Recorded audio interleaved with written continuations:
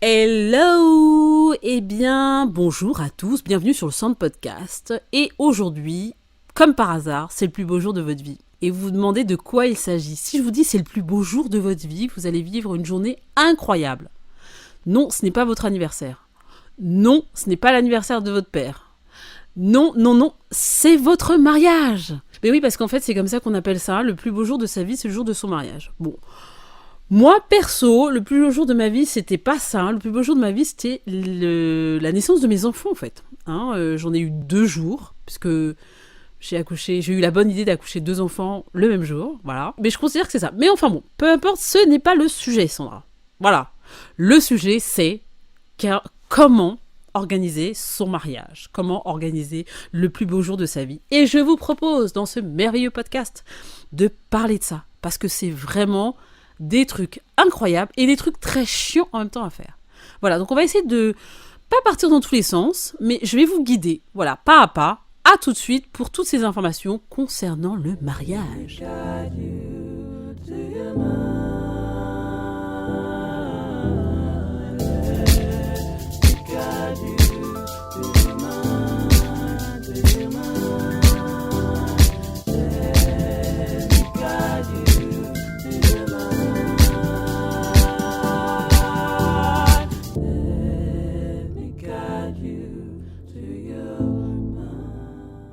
Alors déjà, je tiens à préciser quelques petites choses. Premièrement, ça fait facilement 15 ans que j'organise des événements.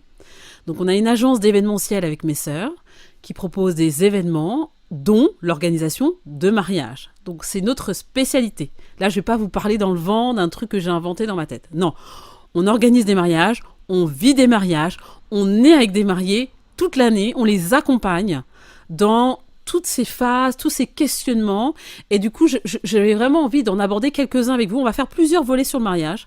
Là, aujourd'hui, ça va être sur des points, les plus gros points. Voilà. Donc, vous avez une demande de mariage. C'est comme ça que ça s'appelle. D'ailleurs, ça peut venir des deux côtés. C'est pas que l'homme qui demande la femme en mariage. Oui, c'est vrai, c'est une tradition que ça se passe comme ça. Il n'y a pas de problème. Mais si ça s'est pas passé comme ça, c'est OK aussi. Voilà. Les deux peuvent demander en mariage. C'est comme ça. Bon, bref. Du coup, vous êtes dans l'euphorie, c'est super, c'est trop bien, génial et tout, ta. Qu'est-ce qui se passe ? Bon. Là, en général, nous, les nanas, qu'est-ce qu'on fait ? On passe nos nuits à regarder la salle dans laquelle on va se marier. On passe notre nuit à regarder la robe dans laquelle on va se marier. Enfin, ça devient obsessionnel. Bon, les gars, en général, vous prenez beaucoup plus de distance par rapport à tous ces détails, mais ça fait partie de votre être, on vous en veut pas et on n'a pas à vous en vouloir de ça. Les femmes n'en voulaient pas à vos maris de ne pas se mettre à fond dès les 5 premières minutes dans l'organisation du mariage, voilà. Mais du coup, voilà, on est sur des premières recherches. Donc, en général, la salle, la robe de mariée, vient rapidement la date aussi, quand est-ce qu'on se marie, du coup, quand est-ce que tout le monde sera disponible, du coup, qui on invite, du coup. Bon, alors je vais aborder quelques points aujourd'hui. Le premier, ce sera effectivement, premièrement, définissez la date de votre mariage. Parce qu'en fait, vous avez plusieurs options. Soit vous êtes en train de vous dire, nous on veut se marier vite, on n'a pas envie de se prendre la tête avec un mariage où il y aura plus de 100 personnes parce que ça nous saoule. On a envie de se marier vite parce qu'on s'aime et qu'on n'a pas envie d'attendre l'année prochaine. Fine.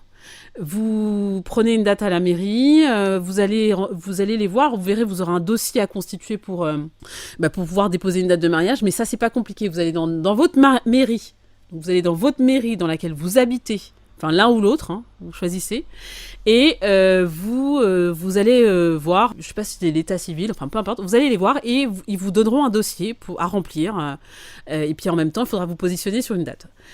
N'hésitez pas à vous positionner rapidement parce qu'en fait, clairement, la période des mariages, comme vous la connaissez, c'est entre, on va dire mai quand on sort des ponts du mois de mai, jusqu'à septembre, voire arrière-saison octobre. Voilà, donc ça c'est vraiment... En tout cas, septembre est devenu une période de mariage intense. Ne vous dites pas, il y aura moins de mariages en septembre, c'est pas vrai. Donc voilà, donc vous choisissez votre date de mariage et après vous n'êtes pas obligé de rester dans un truc très conventionnel. Mariez-vous quand vous voulez. Si c'est en avril, ce sera en avril. Si c'est en décembre, ce sera en décembre. Faites ce que vous voulez. Mais effectivement, si vous voulez bénéficier d'un temps clément et d'être dans une robe où vous sentez l'air sur vous et la chaleur et qu'il pleut pas, parce que ça, c'est un truc qui est quand même très drôle. C'est que, par exemple, pour tous les gens qui sont en France, la pluie en été, elle n'est pas exclue du tout. Mais bon, voilà, choisissez votre date. Une fois que vous avez choisi votre date, en tout cas, vous avez statué sur une ou deux dates qui pourraient convenir. Je vous conseille de faire d'ailleurs plusieurs dates, n'en faites pas qu'une. Parce que vous avez commencé à informer, en fait, votre entourage de la date que vous allez choisir. Donc, pour que tout le monde soit disponible, laissez-leur le choix. Parce que vous n'êtes pas les seuls à vous marier, il y a d'autres événements, entre les baptêmes, les anniversaires, les trucs, les machins, les bidules. Si vous avez envie d'avoir un maximum de gens, et en tout cas tous les gens que vous aimez, je vous invite à prendre les devants assez tôt pour trouver une date qui puisse convenir à tout le monde. Et voilà. Après, il y a des gens qui font des doodles, donc D-O-O-D-L-E, vous verrez, c'est gratuit, c'est sur Internet, et ça vous permet de faire un sondage pour savoir quelles sont les disponibilités des uns et des autres. Voilà, ça fonctionne assez bien. Vous rentrez votre prénom, vous mettez plusieurs dates et en fait, vous envoyez des notifications aux gens par mail. Ils n'ont plus qu'à remplir. Et vous avez rapidement la date qui pourrait convenir à tout le monde. Donc ça, c'est vraiment top parce que ça vous évite de passer une plombe au téléphone, appeler tout le monde, envoyer 10 000 messages, blablabla. Bon, mais chacun fait comme il veut. Donc la date, ça c'est fait, c'est booké, ça y est, vous avez votre date, c'est génial, paf, vous allez à la mairie, paf, elle est disponible, l'horaire que vous voulez disponible, tout roule. Bon. Maintenant, vous avez sélectionné les personnes les plus importantes que vous voulez absolument voir à votre mariage, mais vous êtes en train de vous interroger sur les gens que vous allez inviter. Parce que le nombre de personnes que vous allez inviter va déterminer la salle que vous allez choisir. Donc, il y a des gens qui disent tout de suite, moi c'est rédhibitoire, j'ai pas envie d'un mariage à 500 000 personnes. Enfin, 500 000, j'exagère, mais un mariage à 100 personnes et tout, ça me gonfle. Donc, on va faire un mariage intimiste. Et ça se fait de plus en plus. Ça se fait de plus en plus, ces mariages intimistes. Donc, voilà, 50, 60 personnes, grand maximum. En fait, on a un lieu, j'ai un lieu avec mes sœurs, un lieu d'événementiel qui est un loft, et dans lequel on accueille ces mariages intimistes de 50 personnes à peu près, pas plus. Donc vous avez décidé cette version-là, et là, effectivement, il y a des lieux, il y en a pas mal qui existent, et je vous invite à choisir le lieu qui correspond le plus à ce que vous êtes en tant que personne. Voilà. N'allez pas choisir le lieu pour faire plaisir à maman, ni plaisir à papa, ni beau-papa, ni belle-maman, ni personne d'autre d'ailleurs, parce que c'est votre mariage, c'est pas celui des autres. Et sinon après, si vous êtes en mode, non, moi j'ai une grande famille en fait, donc j'ai envie d'inviter tout le monde, et les potes, et les machins, les bidules, là, et on se retrouve à plus de 100 personnes, et bien là, pareil, on a une tonne de lieux. Donc vous allez choisir entre le lieu en mode campagne, le lieu en mode citadin, donc en ville, peu importe la ville d'ailleurs. Est-ce que vous voulez un château? Est-ce que vous voulez une salle atypique? Est-ce que vous voulez une longère? Est-ce que vous voulez vous retrouver en plein milieu de nulle part? Est-ce que vous voulez un endroit où on loge les gens aussi? Ça, c'est une vraie question. Parce que, effectivement, quand vous faites venir du monde et qui parcourt la moitié du territoire pour venir à votre mariage, c'est quand même mieux qu'ils aient un endroit pour dormir. Enfin, je vous le conseille parce que sinon, ils vont partir tôt du mariage et c'est dommage. Donc voilà, donc déjà réfléchissez vraiment, vous prenez un papier et vous réfléchissez tous les deux, si c'est cool et que vous avez l'énergie du duo pour organiser ça, vous réfléchissez tous les deux à ce qui vous ferait plaisir en termes de lieu, tous les deux au nombre d'invités, et hop, tac, tac, tac, vous aurez un mot-clé. Voilà. On va plutôt aller sur un château parce qu'on kiffe, on va plutôt aller sur une maison de campagne, une grande maison de campagne parce qu'on kiffe. On va plutôt aller sur un hôtel particulier, on va plutôt aller sur un hôtel tout court, dans lequel on a une formule tout compris, y compris les chambres. Voilà, donc posez-vous cette question, faites un brainstorming, vraiment tous les deux, un week-end, un soir, quand on n'est pas englué par d'autres infos, d'autres trucs qu'on doit gérer, et allez-y. Vous mettez d'accord sur la salle. Maintenant, donc on a le nombre de personnes, on a la salle, à peu près le type de salle qu'on voudrait, et on a la date. L'étape suivante, quand même, c'est de se poser la question de combien d'argent vous voudrez mettre dans le mariage. Non, mais je vous le dis parce que, en fait, pour avoir coaché, encadré des mariés, je leur dis toujours, faites votre budget de mariage. Si vous ne pouvez pas le faire, moi je vais vous le faire. Vous me donnez une enveloppe, grosso modo, de ce que vous avez envie de dépenser. Je vous fais votre budget. Je le fais détaillé, hein, donc il y a des Google Sheets, hein, on fait une feuille Excel, comme vous voulez, où vous avez les postes, tous les postes du mariage qui sont détaillés, que nous on maîtrise parfaitement, dans lesquels on prévoit également un pourcentage d'erreurs. c'est le 10% de battement. Pour certains mariages, c'est 20% parce qu'on a des probabilités d'avoir plus de monde, des trucs de last minute, des dépenses de last minute qu'on n'avait pas prévues, des choses comme ça. C'est à évaluer en fonction du mariage. Mais moi, j'aime bien l'enveloppe de 10% de frais qu'on n'a pas trop envisagés, qui pourraient être des surcoûts. Donc, de le noter. Mais du coup, on fait ces budgets et ça aide vachement les mariés parce qu'ils savent exactement où ils vont, ils savent combien ça va coûter. Souvent, ils ont un fantasme de se dire on va se marier dans tel endroit, en fait, ça va leur coûter un bras et on leur trouve la solution alternative qui coûte moins cher et ainsi de suite. Donc, faites votre budget de mariage. Je sais, c'est chiant. Mais c'est pareil, on a, nous, on met à disposition dans nos coachings, parce qu'on fait des coachings pour des mariés, qui n'ont pas envie de prendre une wedding planner, qui ont envie de se démerder par eux-mêmes, mais qui finalement hésitent un peu parce qu'il y a des choses sur lesquelles ils ne savent pas trop faire. Donc ils ont envie d'être libres et du coup ils prennent des heures de coaching de mariage. Voilà.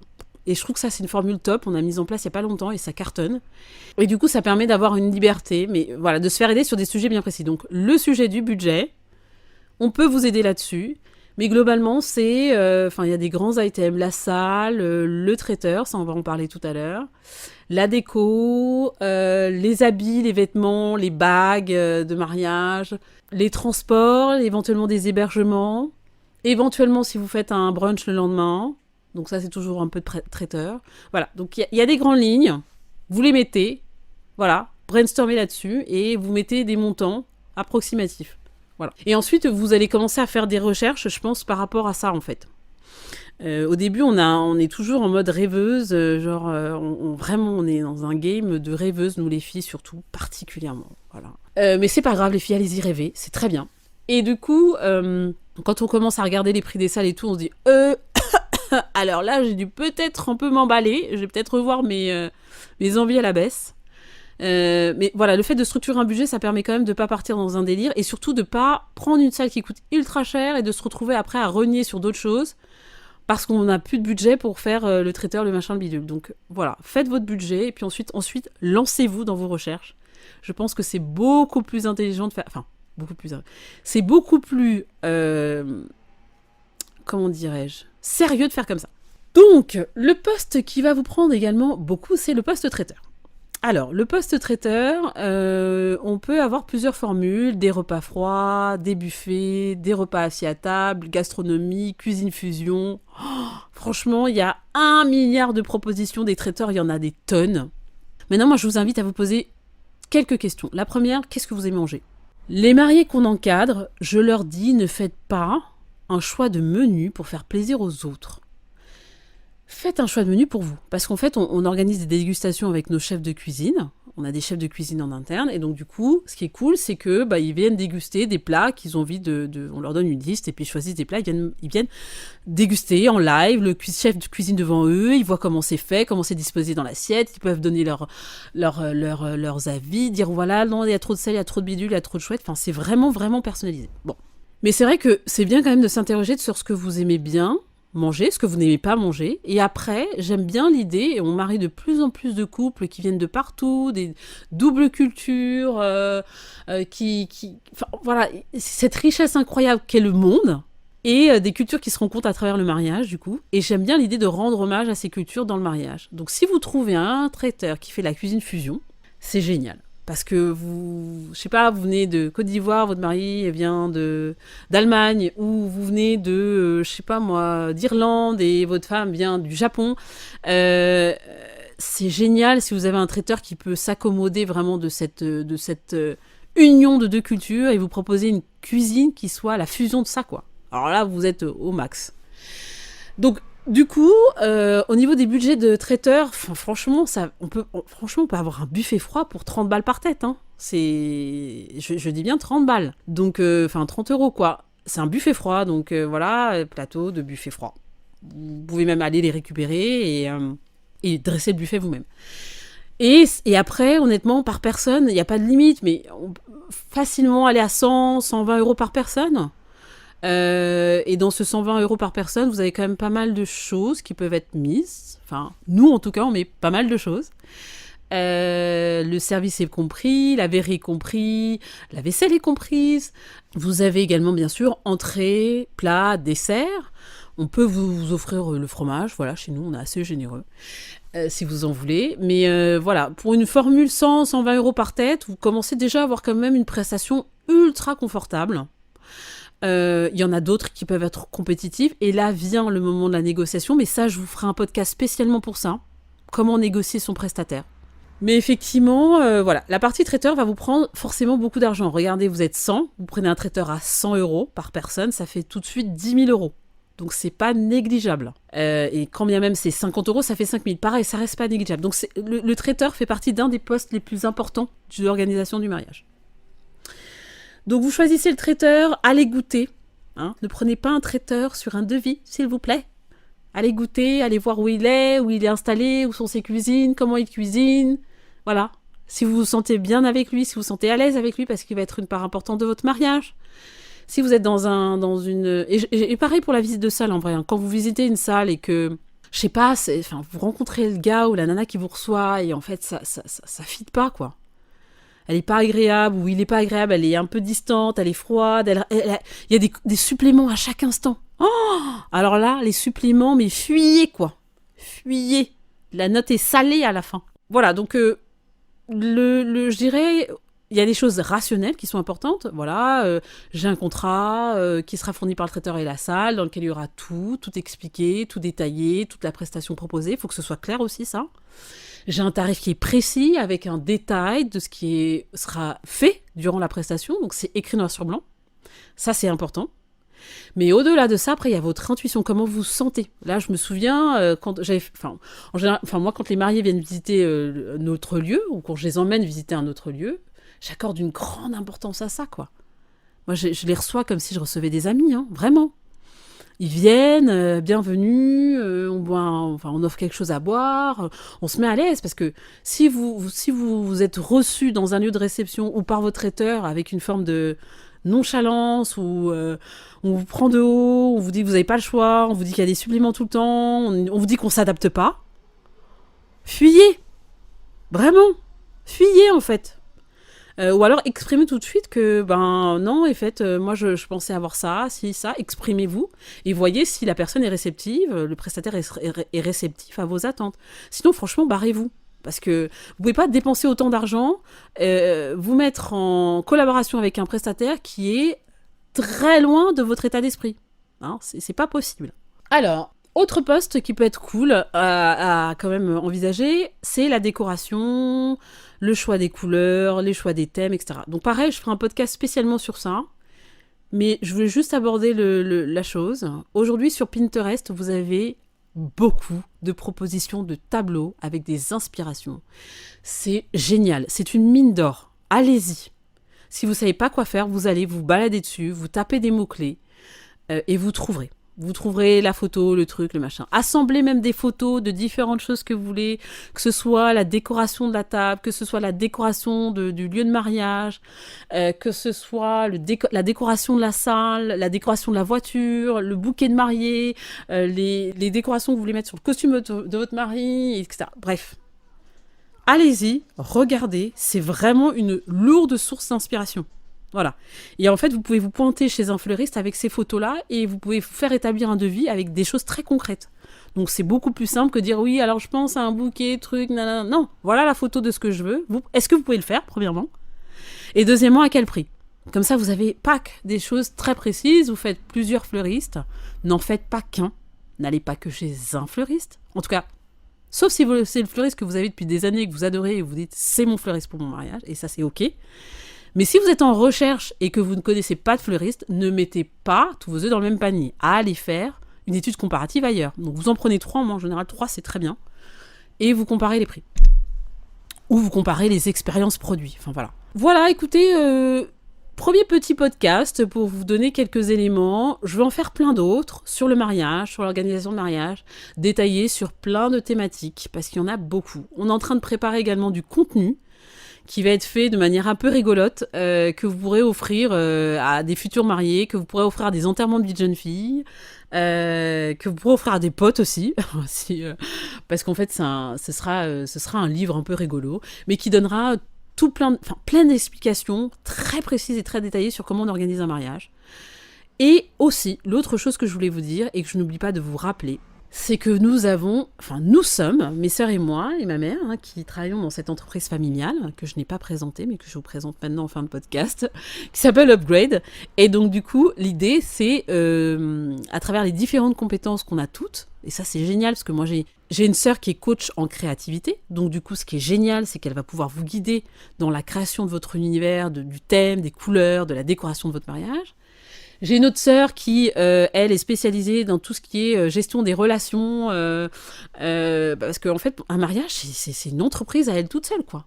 Oui, parce qu'un mariage, c'est une entreprise à lui tout seul. Donc, dans tout ça, il faut gérer les gens, les contrariétés, le beau-père, la belle-mère, les familles qui se rencontrent, qui s'aiment pas, nanani, lalala, blibli, bla. Bref, donc du coup, elle aide à faciliter ça. Et c'est vrai que quand on fait des rendez-vous avec nos mariés, dans notre loft, eh bien, on pose toujours ces questions-là, comment ça se passe au niveau des familles, est-ce que tout le monde s'entend bien et tout, parce que c'est des sujets qui sont tendus, souvent, et déjà dans le couple. Et nous, on est facilitateurs d'énergie quand même. Donc, si on voit qu'il peut y avoir des problématiques, on en parle avec eux. On peut faire un rendez-vous, on parle que de ça, quoi. Donc voilà.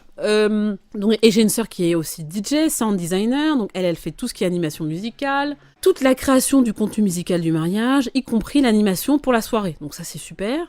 Et moi, du coup, je suis coach. Coach certifié, j'ai pas précisé que mes sœurs étaient coach aussi, mais coach certifié. Je suis formatrice aussi certifiée, avec également cette expertise d'organisation d'événements depuis des années. Et donc du coup, tout ça mis bout à bout, ça me permet aujourd'hui d'être une experte et de vous proposer en fait des vraies solutions, des vrais accompagnements. J'ai accompagné des dizaines de mariés et voilà. Donc du coup, j'espère que ces premiers conseils vous auront plu. Je vous invite à partagez ça autour de vous, très important, parce que des conseils disponibles gratuitement, il n'y en a pas beaucoup, pas assez en tout cas. Et je vais continuer à faire des podcasts. Je vais vous réserver cette surprise de ce contenu en forme de livre qui arrivera bientôt. Et dès qu'il arrivera, ne vous inquiétez pas, vous serez au courant. Et je vous fais des gros bisous et je vous dis à très bientôt et prenez bien soin de vous.